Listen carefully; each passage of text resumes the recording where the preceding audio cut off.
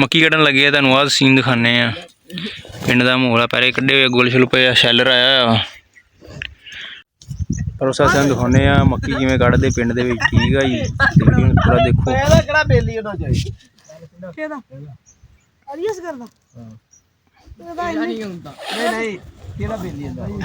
गट्टू भर के रख लेने मुछा मैं वट दिना।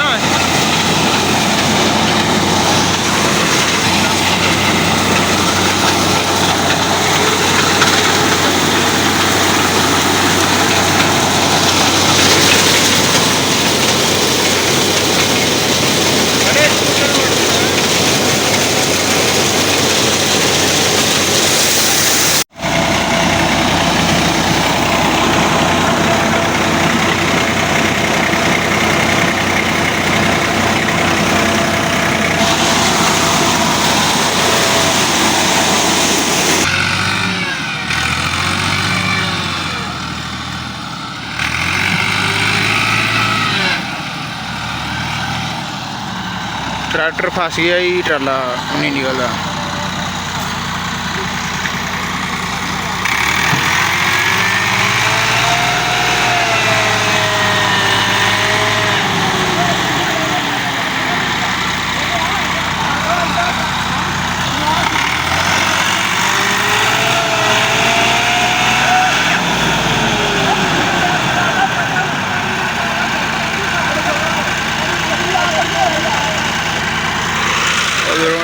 उन्होंने काम वेख लो और शैलर के नाल ही लमकिया होया।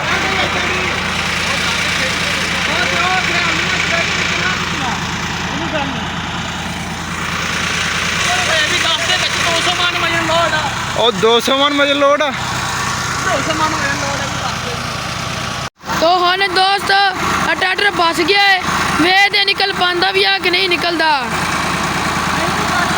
भाई साहब जोर ला रहे ने ट्रैक्टर का, पर यह वेखो हाल की कर रहा है।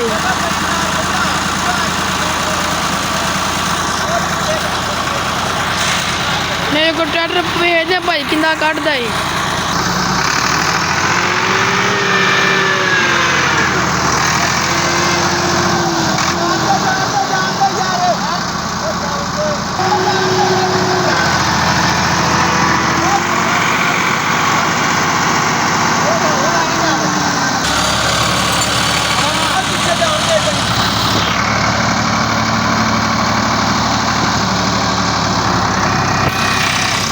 दोस्तों आ देखो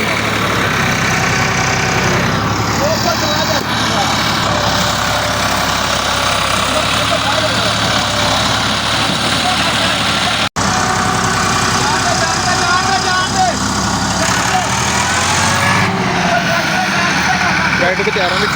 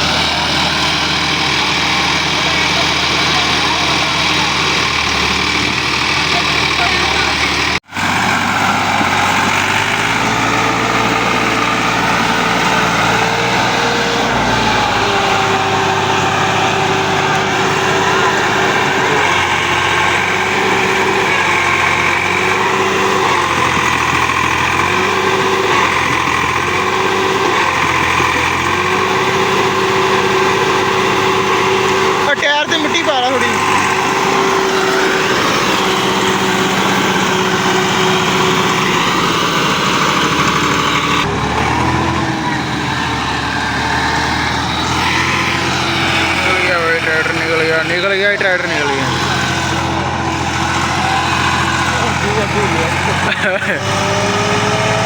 आ शैलर वाले वे स्पून कढ़ के बैठ के मक्खी हम निकल लगे हैं ठीक है आ ट्रैक्टर इधर बैक हो गया जी आ गोल कड्ढे पे आ मक्की तो निकल गई सी बाद ट्रैक्टर फस गया पर ये भैया थले शायद कि ट्रैक्टर निकल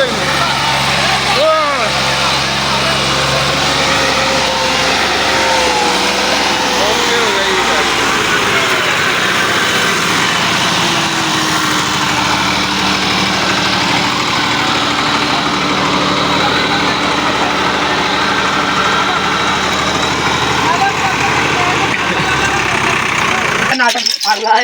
ये ट्रैक्टर का गियर फंस गया इनका अब ये जलील हो रहे हैं मिस्त्री को कॉल मारो वो आएगा वो निकालेगा इसका मिस्त्री का तजुर्बा नहीं है मैं तजुर्बा बिल्कुल है आपको तू केड़ा मुछा नु वाटा दिंदा सी थे हम हैं यार तेरी बना देने होर ये बकरी है इसके मुलाकात करें इससे ये खोती है इससे मुलाकात करें ओ वो काटता ही शेर अली